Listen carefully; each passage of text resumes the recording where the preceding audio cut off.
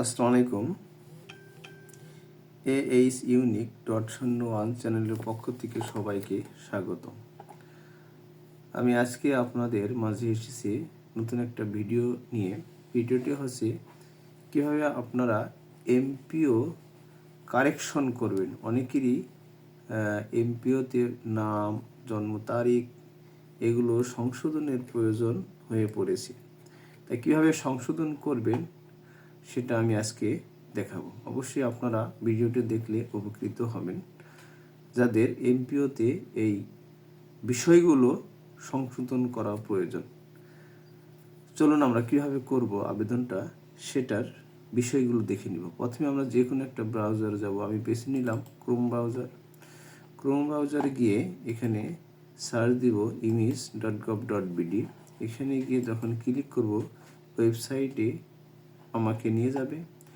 এখান থেকে আমরা লগ ইন করব।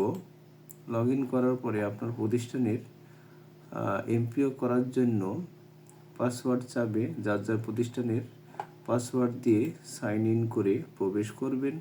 প্রবেশ করার পরে এখানে দেখতে পাচ্ছেন আপনারা 3টি মডিউল আছে, তাই না?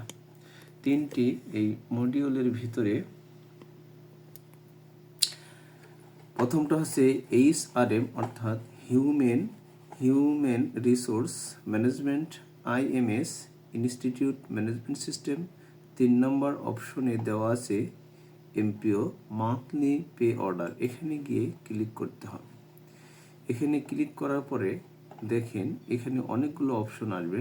নিউ এমপিও, যাদের নিউ এমপিও করা প্রয়োজন, নিউ এমপিও, আপার গ্রেড, ইন্ডেক্স ডিলিট অথবা release, transfer, correction, online application, BID scale, এরিয়ার এবং অ্যাপ্লিকেশন লিস্ট আর্চিভ।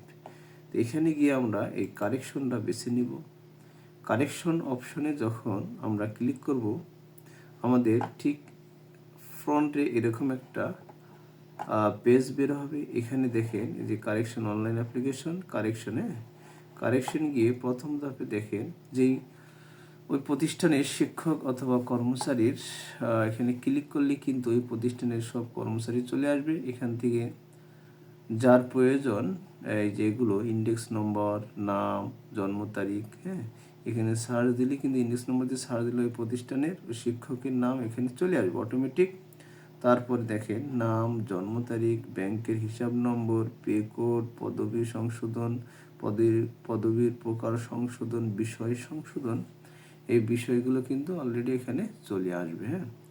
এটা হচ্ছে প্রথম ধাপ। এবার দেওয়ার পরে সেভ অ্যাজ ড্রাফট করতে হবে। প্রথম ধাপে যেগুলো ওই শিক্ষক কর্মচারীর নাম দিয়ে এখানে যেগুলো প্রয়োজন সেখানে ক্লিক করে টিক দিয়ে এই যে এখানে নাম টাম চলে আসবে। এখানে যেটা ক্লিক করতে হবে সেখানে লিখতে হবে। ওকে, এখন দেওয়ার পরে সেভ অ্যাজ ড্রাফটে ক্লিক করে এবার দ্বিতীয় ধাপে যাব।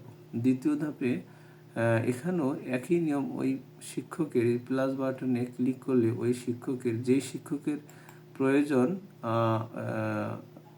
সংশোধন করা সেই শিক্ষকের সমস্ত কিন্তু এখানে চলে আসবে। আর যেটা সংশোধন করার প্রয়োজন সেটা এখান থেকে আমরা সংশোধন করে নিব আর কি। এভাবে এটা সেভ অ্যাজ ড্রাফটে করে একইভাবে 3 নম্বর পেজে গিয়ে সেম এখানেও কিছু কিছু জিনিস সব অটোমেটিক চলে আসবে। কিছু জিনিস আছে সংশোধন করতে হবে, সেইটাই শুধু আমরা হাত দিয়ে সংশোধন করে সেভ এজ ড্রাফটে গিয়ে 3 নম্বর ধাপ শেষ হবে। এবার 4 নম্বর ধাপে যেতে হবে। 4 নম্বর ধাপে রেজুলেশন বিষয় যেগুলো ছিল ওগুলো দিয়ে আবার 4 নম্বর ধাপ শেষে 5 নম্বর ধাপে যাব। 5 নম্বর ধাপও সেম একইভাবে আমরা কাজ করে 6 নম্বর ধাপে চলে যাব। এই 6 নম্বর ধাপটাই হচ্ছে আপনাদের মূল বিষয়। 6 নম্বর ধাপটা দেখেন কারেকশনে 16টা অপশন আছে। এই 16টা অপশনে গিয়ে প্রত্যেকটা অপশনেই কিন্তু এগুলোর কাজ করতে হবে। যেমন সংযুক্ত আপলোড করুন এবং সংযুক্ত প্রকার। যেমন 1 নম্বর বলা হয়েছে institute head forwarding, bank account slip.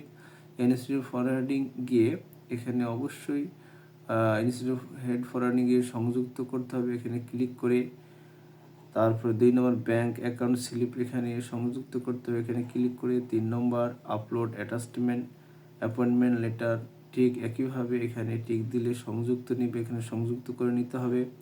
ঠিক একইভাবে দেখেন অনেকগুলো অপশন আছে, তাই না? 4 নম্বর লাস্ট রিকগনিশন, 6 নম্বর রিক্রুটমেন্ট, 6 নম্বর হচ্ছে resolution form, 7 number field of correction, 8 number academic certificate. এইসব সার্টিফিকেটগুলো দিয়ে professional certificate, joining letter, teacher staff, subject approval, other document. এই যে 16টা অপশন দিয়ে সবগুলো যেটা দিবেন এটা অবশ্যই এখানে টিক চিহ্ন চলে আসবে, এখানে সংযুক্ত করতে হবে। সংযুক্ত করে মন্তব্য লিখে আপনারা অবশ্যই এটাকে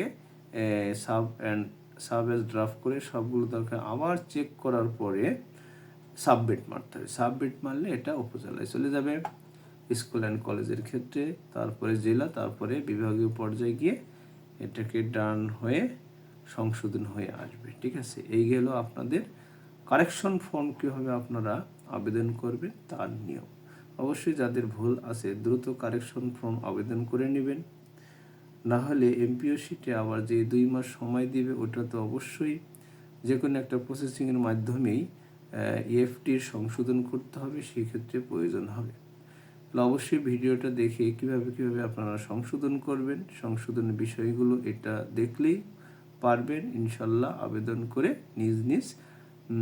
আবেদন করে নিজের যেখানে ভুল আছে সংশোধনটা করে নেবেন। বলে আজকে এখানেই শেষ করছি। আসসালামু আলাইকুম।